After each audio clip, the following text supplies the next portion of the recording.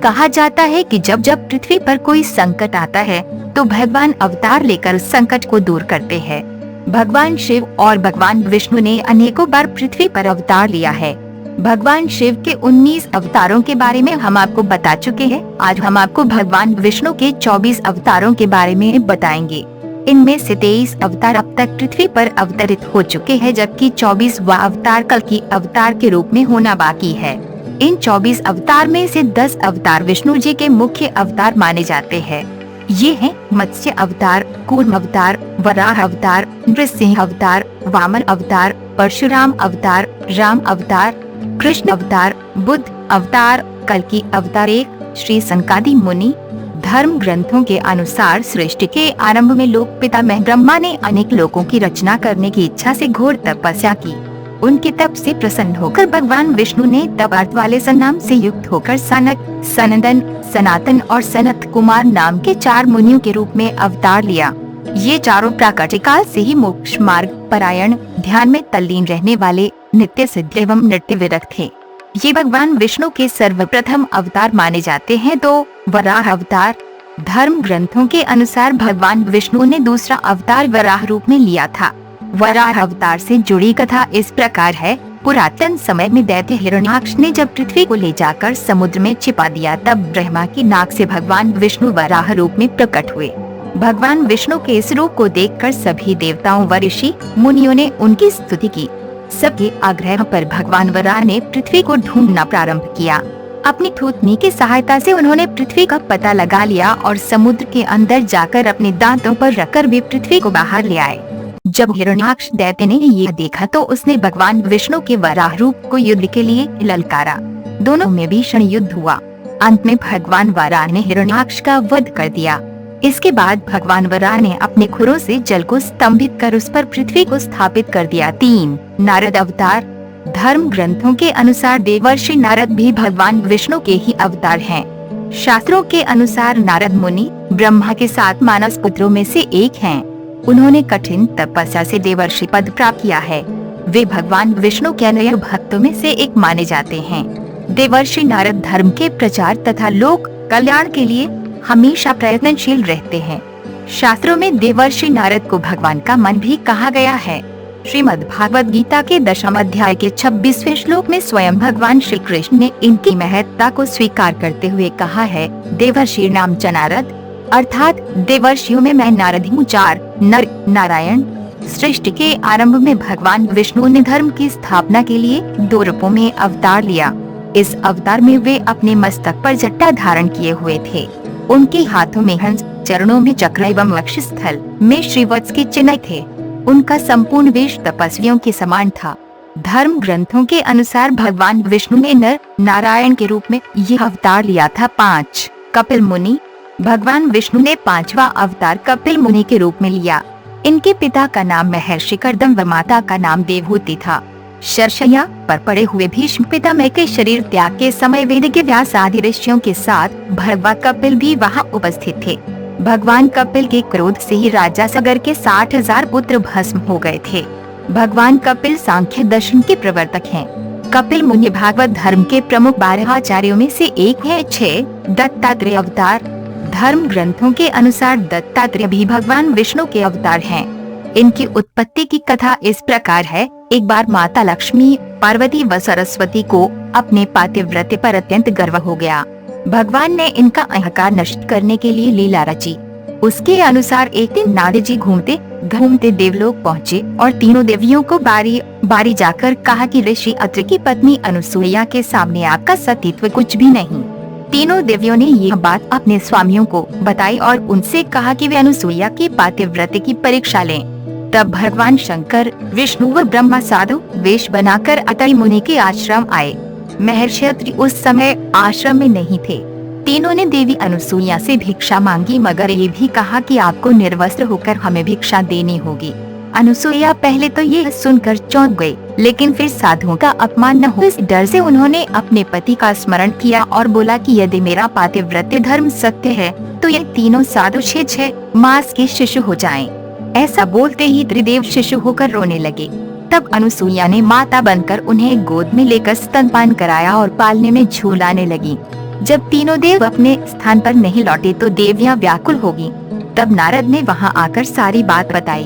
तीनों देवियां अनुसुईया के पास आईं और क्षमा मांगी। तब देवी अनुसुईया ने त्रिदेव को अपने पूर्व रूप में कर दिया। प्रसन्न होकर त्रिदेव ने उन्हें वरदान दिया कि हम तीनों अपने अंश से तुम्हारे गर्भ से पुत्र रूप में जन्म लेंगे। तब ब्रह्मा के अंश से चंद्रमा, शंकर के अंश से दुर्वासा और विष्णु के अंश से दत्तात्रेय का जन्म हुआ। 7 यज्ञ। भगवान विष्णु के 7वें अवतार का नाम यज्ञ है। धर्म ग्रंथों के अनुसार भगवान यज्ञ का जन्म स्वयंभू मनवंतर में हुआ था। स्वयंभू मनु की पत्नी शत्रुपा के गर्भ से आकुति का जन्म हुआ। वे रुचि प्रजापति की पत्नी हुई। इन्हीं आकुति के यहाँ भगवान विष्णु यज्ञ नाम से अवतरित हुए। भगवान यज्ञ के उनकी धर्म पत्नी दक्षिणा से अत्यंत तेजस्वी 12 पुत्र उत्पन्न हुए। वे ही स्वयंभू मनवंतर में याम नामक 12 देवता कहलाए। 8 भगवान ऋषभदेव।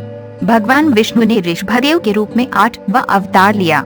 धर्म ग्रंथों के अनुसार महाराज नाभि की कोई संतान नहीं थी। इस कारण उन्होंने अपनी धर्म पत्नी मेरु देवी के साथ पुत्र की कामना से यज्ञ किया।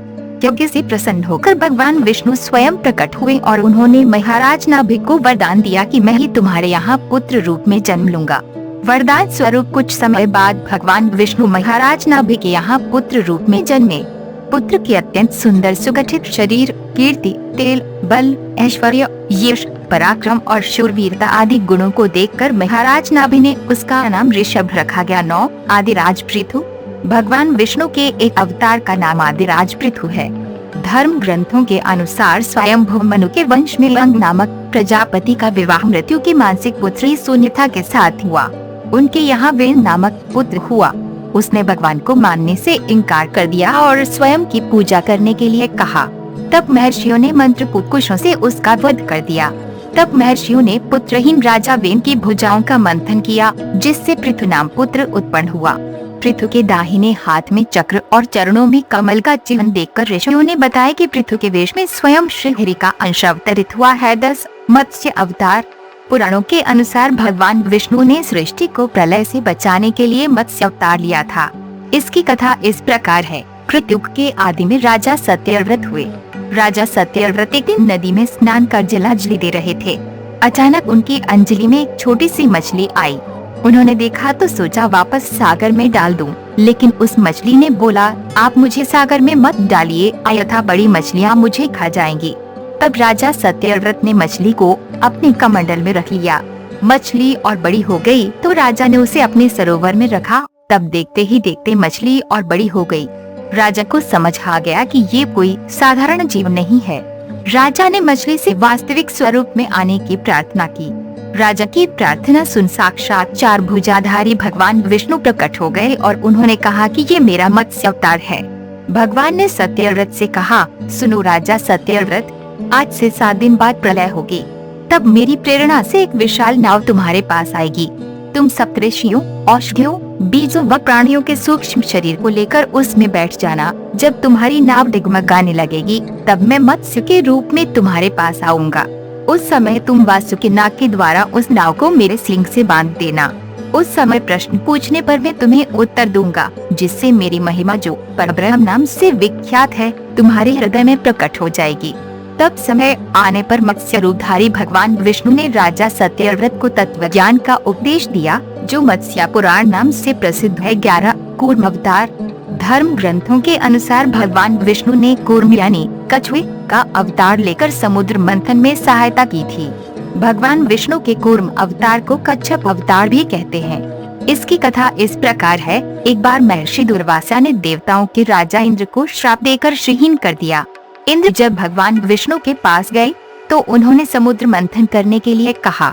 तब इंद्र भगवान विष्णु के कहे अनुसार दैत्यों व देवताओं के साथ मिलकर समुद्र मंथन करने के लिए तैयार हो गए। समुद्र मंथन करने के लिए मंदराचल पर्वत को मथानी एवं नागराज वासुकी को नेति बनाया गया। देवताओं और दैत्यों ने अपना मतभेद भुलाकर मंदराचल को उखाड़ा और उसे समुद्र की ओर ले चले, लेकिन वे उसे अधिक दूर तक नहीं ले जा सके। तब भगवान विष्णु ने मंदराचल को समुद्र तट पर रख दिया। देवता और दैत्यों ने मंदराचल को समुद्र में डालकर नागराज वासुकी को नेति बनाया, किंतु मंदराचल के नीचे कोई आधार नहीं होने के कारण वह समुद्र में डूबने लगा। ये देखकर भगवान विष्णु विशाल कूर्म यानी कछुए का रूप धारण कर समुद्र में मंदराचल के आधार बन गए। भगवान कूर्म के विशाल पीठ पर मंदराचल तेजी से घूमने लगा और इस प्रकार समुद्र मंथन संपन्न हुआ। 12 भगवान धन्वंतरी। धर्म ग्रंथों के अनुसार जब देवताओं व दैत्यों ने मिलकर समुद्र मंथन किया तो उसमें से सबसे पहले भयंकर विष निकला, जिसे भगवान शिव ने पी लिया। इसके बाद समुद्र मंथन से उच्चैश्रवा घोड़ा, देवी लक्ष्मी, ऐरावत हाथी, कल्प वृक्ष, अप्सराएं और भी बहुत से रत्न निकले। सबसे अंत में भगवान धन्वंतरी अमृत कलश लेकर प्रकट हुए। यही धन्वंतरी भगवान विष्णु के अवतार माने गए हैं। इन्हें औषधियों का स्वामी भी माना गया है। 13 मोहिनी अवतार। धर्म ग्रंथों के अनुसार समुद्र मंथन के दौरान सबसे अंत में धन्वंतरी अमृत कलश लेकर निकले। जैसे ही अमृत मिला, अनुशासन भंग हुआ। देवताओं ने कहा हम ले लें, दैत्यों ने कहा हम ले लें। इसी खींचातानी में इंद्र का पुत्र जयंत अमृत कुंभ लेकर भाग गया। सारे दैत्य व देवता भी उसके पीछे भागे। असुरों व देवताओं में भयंकर मार काट मच गई। देवता परेशान होकर भगवान विष्णु के पास गए। तब भगवान विष्णु ने मोहिनी अवतार लिया। भगवान ने मोहिनी रूप में सबको मोहित कर दिया। मोहिनी ने देवता व असुर की बात सुनी और कहा कि ये अमृत कलश मुझे दे दीजिए तो मैं बारी बारी से देवता व असुर को अमृत का पान करा दूंगी। दोनों मान गए। देवता एक तरफ तथा असुर दूसरी तरफ बैठ गए। फिर मोहिनी रूप धरे भगवान विष्णु ने मधुर गान गाते हुए तथा नृत्य करते हुए देवता व असुरों को अमृत पान कराना प्रारंभ किया। वास्तविकता में मोहिनी अमृत पान तो सिर्फ देवताओं को ही करा रही थी, जबकि असुर समझ रहे थे कि वे भी अमृत पी रहे हैं। इस प्रकार भगवान विष्णु ने मोहिनी अवतार लेकर देवताओं का भला किया। 14 भगवान नृसिंह। भगवान विष्णु ने नृसिंह अवतार लेकर दैत्यों के राजा हिरण्यकशिपु का वध किया था। इस अवतार की कथा इस प्रकार है। धर्म ग्रंथों के अनुसार दैत्यों का राजा हिरण्यकशिपु स्वयं को भगवान से भी अधिक बलवान मानता था। उसे मनुष्य, देवता, पक्षी, पशु, न दिन में, न रात में, न धरती पर, न आकाश में, न अस्त्र से, न शस्त्र से मरने का वरदान प्राप्त है। उसके राज में जो भी भगवान विष्णु की पूजा करता था उसको दंड दिया जाता था। उसके पुत्र का नाम प्रहलाद था। प्रहलाद बचपन से ही भगवान विष्णु का परम भक्त है। यह बात जब हिरण्यकशिपु का पता चली तो वह बहुत क्रोधित हुआ और प्रहलाद को समझाने का प्रयास किया, लेकिन फिर भी जब प्रहलाद नहीं माना तो हिरण्यकशिपु ने उसे मृत्युदंड दे दिया। हर बार भगवान विष्णु के चमत्कार से वह बच गया। हिरण्यकशिपु की बहन होलिका, जिसे अग्नि से न जलने का वरदान प्राप्त था, वह प्रहलाद को लेकर धधकती हुई अग्नि में बैठ गई। तब भी भगवान विष्णु की कृपा से प्रहलाद बच गया और होलिका जल गई। जब हिरण्यकशिपु स्वयं प्रहलाद को मारने ही वाला था तब भगवान विष्णु नृसिंह का अवतार लेकर खम्बे से प्रकट हुए और उन्होंने अपने नाखूनों से हिरण्यकशिपु का वध कर दिया। 15 वामन अवतार। सत्ययुग में प्रहलाद के पौत्र दैत्यराज बलि ने स्वर्गलोक पर अधिकार कर लिया। सभी देवता इस विपत्ति से बचने के लिए भगवान विष्णु के पास गए। तब भगवान विष्णु ने कहा कि मैं स्वयं देव माता अदिति के गर्भ से उत्पन्न होकर तुम्हें स्वर्ग का राज्य दिलाऊंगा। कुछ समय पश्चात भगवान विष्णु ने वामन अवतार लिया। एक बार जब बलि महान यज्ञ कर रहा था तब भगवान वामन बलि की यज्ञशाला में गए और राजा बलि से 3 पग धरती दान में मांगी। राजा बलि के गुरु शुक्राचार्य भगवान की लीला समझ गए और उन्होंने बलि को दान देने से मना कर दिया, लेकिन बलि ने फिर भी भगवान वामन को 3 पग धरती दान देने का संकल्प ले लिया। भगवान वामन ने विशाल रूप धारण कर एक पग में धरती और दूसरे पग में स्वर्गलोक नाप लिया। जब तीसरा पग रखने के लिए कोई स्थान नहीं बचा तो बलि ने भगवान वामन को अपने सिर पर पग रखने को कहा। बलि के सिर पर पग रखने से वह सुतल्यालोक पहुंच गया। बलि की दानवीरता देखकर भगवान ने उसे सुतल्यालोक का स्वामी भी बना दिया। इस तरह भगवान वामन ने देवताओं की सहायता कर उन्हें स्वर्ग पुण्य लौटाया। 16 हयग्रीव अवतार। धर्म ग्रंथों के अनुसार एक बार मधु और कैटभ नाम के 2 शक्तिशाली राक्षस ब्रह्मा जी से वेदों का हरण कर रसातल में पहुंच गए। वेदों का हरण हो जाने से ब्रह्मा जी बहुत दुखी हुए और भगवान विष्णु के पास पहुँचे। तब भगवान ने हयग्रीव अवतार लिया। इस अवतार में भगवान विष्णु की गर्दन और मुख घोड़े के समान थी। तब भगवान हयग्रीव रसातल में पहुँचे और मधु कैटभ का वध कर वेद पुण्य भगवान ब्रह्मा को दे दिए। 17 श्रीहरि अवतार। धर्म ग्रंथों के अनुसार प्राचीन समय में त्रिकूट नामक पर्वत की तराई में एक शक्तिशाली गजेंद्र अपनी हथिनियों के साथ रहता था। एक बार वे अपनी हथिनियों के साथ तालाब में स्नान करने गया। वहाँ एक मगरमच्छ ने उसका पैर पकड़ लिया और पानी के अंदर खींचने लगा। गजेंद्र और मगरमच्छ का संघर्ष 1000 साल तक चलता रहा। अंत में गजेंद्र शिथिल पड़ गया और उसने भगवान श्रीहरि का ध्यान किया। गजेंद्र की स्तुति सुनकर भगवान श्रीहरि प्रकट हुए और उन्होंने अपने चक्र से मगरमच्छ का वध कर दिया। भगवान श्रीहरि ने गजेंद्र का उद्धार कर उसे अपना पार्षद बना लिया। 18 परशुराम अवतार।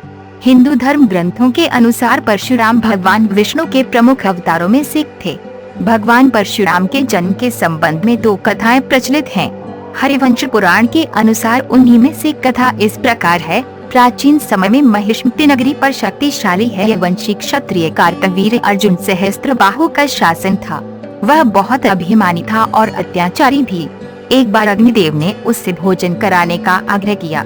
तब सहस्त्रबाहु ने घमंड में आकर कहा कि आप जहाँ से चाहें भोजन प्राप्त कर सकते हैं, सभी ओर मेरा ही राज है। तब अग्निदेव ने वनों को जलाना शुरू किया। एक वन में ऋषि आपद तपस्या कर रहे थे। अग्नि ने उनके आश्रम को भी जला डाला। इससे क्रोधित होकर ऋषि ने सहस्त्रबाहु को श्राप दिया कि भगवान विष्णु परशुराम के रूप में जन्म लेंगे और न सिर्फ सहस्त्रबाहु का नहीं बल्कि समस्त क्षत्रियों का सर्वनाश करेंगे। इस प्रकार भगवान विष्णु ने भार्गव कुल में महर्षि जमदग्नि के 5वें पुत्र के रूप में जन्म लिया। 19 महर्षि वेदव्यास। पुराणों में महर्षि वेदव्यास को भी भगवान विष्णु का ही अंश माना गया है। भगवान व्यास नारायण के कलावतार थे। वे महाज्ञानी महर्षि पराशर के पुत्र रूप में प्रकट हुए थे। उनका जन्म कैवर्तराज की पौष्य पुत्री सत्यवती के गर्भ से यमुना के द्वीप पर हुआ था। उनके शरीर का रंग काला था, इसलिए उनका एक नाम कृष्णद्वैपायन भी था। इन्होंने ही मनुष्यों की आयु और शक्ति को देखते हुए वेदों के विभाग किए, इसलिए इन्हें वेदव्यास भी कहा जाता है। इन्होंने ही महाभारत ग्रंथ की रचना भी की। हंस अवतार। एक बार भगवान ब्रह्मा अपनी सभा में बैठे थे, तभी वहां उनके मानस पुत्र सनकादि पहुँचे और भगवान ब्रह्मा से मनुष्यों के मोक्ष के संबंध में चर्चा करने लगे। तभी वहां भगवान विष्णु महाहंस के रूप में प्रकट हुए और उन्होंने सनकादि मुनियों के संदेह का निवारण किया। इसके बाद सभी ने भगवान हंस की पूजा की। इसके बाद महाहंस रूपधारी श्री भगवान अदृश्य होकर अपने पवित्र धाम चले गए। 21 श्री राम अवतार। त्रेता युग में राक्षस राज रावण का बहुत आतंक था, उससे देवता भी डरते थे। उसके वध के लिए भगवान विष्णु ने राजा दशरथ के यहाँ माता कौशल्या के गर्भ से पुत्र रूप में जन्म लिया। इस अवतार में भगवान विष्णु ने अनेक राक्षसों का वध किया और मर्यादा का पालन करते हुए अपना जीवन यापन किया। पिता के कहने पर वनवास गए। वनवास भोगते समय राक्षस राज रावण उनकी पत्नी सीता का हरण कर ले गया। सीता की खोज में भगवान लंका पहुँचे। वहाँ भगवान श्री राम और रावण का घोर युद्ध जिसमें रावण मारा गया। इस प्रकार भगवान विष्णु ने राम अवतार लेकर देवताओं को भय मुक्त किया। 22 श्री कृष्ण अवतार। द्वापर युग में भगवान विष्णु ने श्री कृष्ण अवतार लेकर अधर्मियों का नाश किया। भगवान श्री कृष्ण का जन्म कारागार में हुआ था। इनके पिता का नाम वसुदेव और माता का नाम देवकी था। भगवान श्री कृष्ण ने इस अवतार में अनेक चमत्कार किए और दुष्टों का सर्वनाश किया। कंस का वध भी भगवान श्री कृष्ण ने ही किया। महाभारत के युद्ध में अर्जुन के साथ ही बने और दुनिया को गीता का ज्ञान दिया। धर्मराज युधिष्ठिर को राजा बनाकर धर्म की स्थापना की। भगवान विष्णु का ये अवतार सभी अवतारों में सबसे श्रेष्ठ माना जाता है। 23 बुद्ध अवतार। धर्म ग्रंथों के अनुसार बौद्ध धर्म के प्रवर्तक गौतम बुद्ध भी भगवान विष्णु के ही अवतार थे, परंतु पुराणों में वर्णित भगवान बुद्धदेव का जन्म गया के समीप की कट में हुआ बताया गया है और उनके पिता का नाम अजन बताया गया है। यह प्रसंग पुराण वर्णित बुद्धावतार का ही है। एक समय दैत्यों की शक्ति बहुत बढ़ गई। देवता भी उनके भय से भागने लगे। राज्य की कामना से दैत्यों ने देवराज इंद्र से पूछा कि हमारा साम्राज्य स्थिर रहे, इसका उपाय क्या है। तब इंद्र ने शुद्ध भाव से बताया कि सुस्थिर शासन के लिए यज्ञ एवं वेद विहित आचरण आवश्यक है। तब दैत्य वैदिक आचरण एवं महायज्ञ करने लगे, जिससे उनकी शक्ति और बढ़ने लगी। तब सभी देवता भगवान विष्णु के पास गए। तब भगवान विष्णु ने देवताओं के हित के लिए बुद्ध का रूप धारण किया। उनके हाथ में मार्जनी थी और वे मार्ग को बुहारते हुए चलते थे। इस प्रकार भगवान बुद्ध दैत्यों के पास पहुँचे और उन्हें उपदेश दिया है कि यज्ञ करना पाप है, यज्ञ से जीव हिंसा होती है। यज्ञ की अग्नि से कितने ही प्राणी भस्म हो जाते हैं। भगवान बुद्ध के उपदेश से दैत्य प्रभावित हुए। उन्होंने यज्ञ व वैदिक आचरण करना छोड़ दिया। इसके कारण उनकी शक्ति कम हो गई और देवताओं ने उन पर हमला कर अपना राज्य पुनः प्राप्त कर लिया। 24 कल्कि अवतार। धर्म ग्रंथों के अनुसार कलयुग में भगवान विष्णु कल्कि रूप में अवतार लेंगे। कल्कि अवतार कलयुग व सतयुग के संधि काल में होगा। ये अवतार 64 कलाओं से युक्त होगा। पुराणों के अनुसार उत्तर प्रदेश के मुरादाबाद जिले के शंभल नामक स्थान पर विष्णुविशा नामक तपस्वी ब्राह्मण के घर भगवान कल्कि पुत्र रूप में जन्म लेंगे। कल्कि देवदत्त नामक घोड़े पर सवार होकर संसार से पापियों का विनाश करेंगे और धर्म की पुनः स्थापना करेंगे।